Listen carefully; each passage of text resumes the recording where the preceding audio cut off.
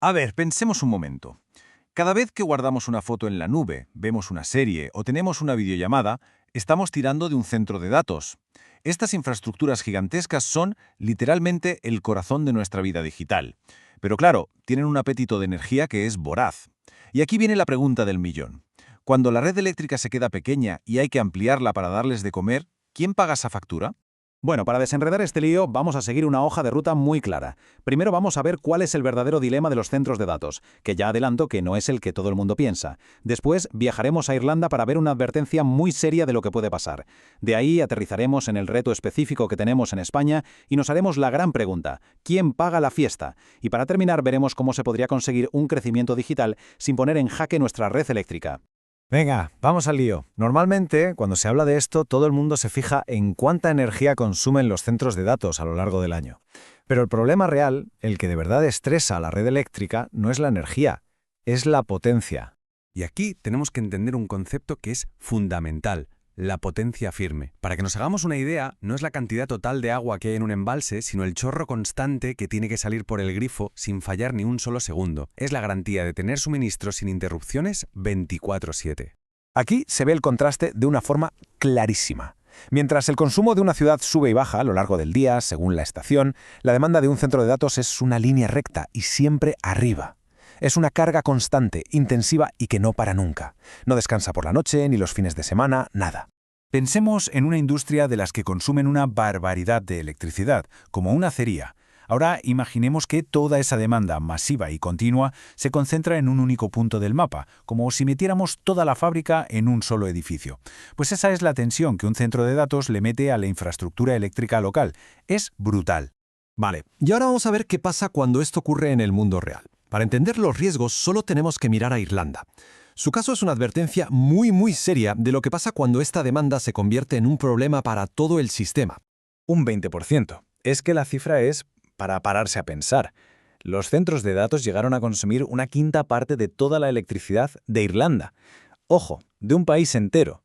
Dejaron de ser un cliente más para convertirse en el factor que lo condicionaba absolutamente todo. Y claro, las consecuencias llegaron rápido. La red en la zona de Dublín directamente se saturó.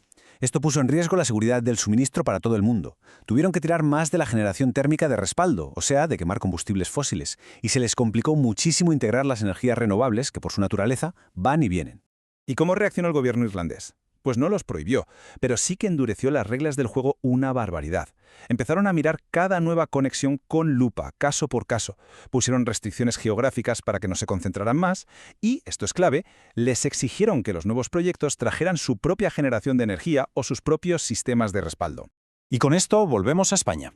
¿Podría pasar aquí lo mismo? Bueno, la respuesta no es sencilla. El sistema eléctrico español es mucho más grande que el irlandés, así que el riesgo no es de un colapso a nivel nacional. El riesgo que tenemos aquí es regional. El peligro es territorial. Se crea una especie de embudo energético. La gran mayoría de los proyectos nuevos se están concentrando en zonas muy concretas, sobre todo en Aragón y en Madrid. Y claro, la suma de toda esa demanda amenaza con desbordar la capacidad que tiene la red eléctrica en esas zonas.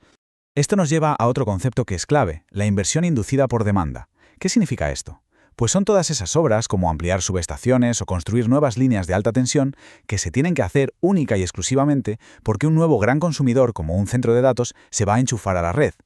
Y aquí, amigos, llegamos al meollo de la cuestión, a la pregunta del millón, o mejor dicho, de los miles de millones. Si todas estas mejoras carísimas en la red las provoca un actor concreto, ¿quién debe pagar la cuenta? La pregunta no puede ser más directa. ¿Estas inversiones las tiene que pagar la empresa que las necesita o se deberían repartir entre todos los consumidores de electricidad en la factura de la luz de cada mes? Pues básicamente hay dos modelos sobre la mesa. El primero es socializar los costes. Pagamos todos a escote. Esto, en la práctica, funciona como una subvención encubierta para los centros de datos y, claro, distorsiona el mercado. El segundo modelo es el de la cofinanciación. El que genera la necesidad, paga.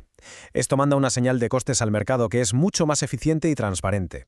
Por supuesto, hay gente que está en contra de exigir esta cofinanciación. El argumento principal es el miedo a que la inversión se vaya a otros países con reglas más blandas. También dicen que aumenta los costes iniciales del proyecto y que puede crear incertidumbre regulatoria. Pero la réplica a este argumento es muy potente.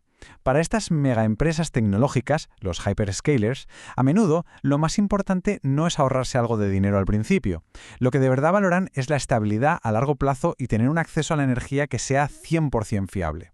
Así que una red eléctrica fuerte y unas reglas claras son en realidad un imán para atraerlos, no un repelente. Entonces, ¿cómo encontramos el equilibrio? ¿Cómo se puede atraer esta inversión, que es muy importante, sin poner la red patas arriba? Pues la solución pasa por diseñar un marco para crecer, pero con cabeza, un crecimiento inteligente. Un marco equilibrado podría tener varios pilares. Primero, responsabilidad económica, que se pague una parte proporcional de las obras necesarias y que haya multas para quien reserva un hueco en la red y luego no lo usa.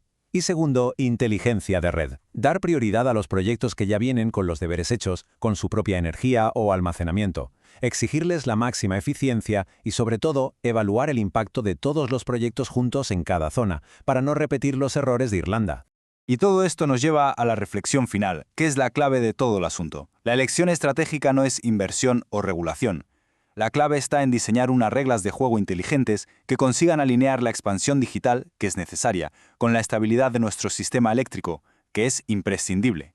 Al final, la pregunta no es si queremos nubes digitales, sino qué cimientos eléctricos estamos dispuestos a construir para sostenerlas.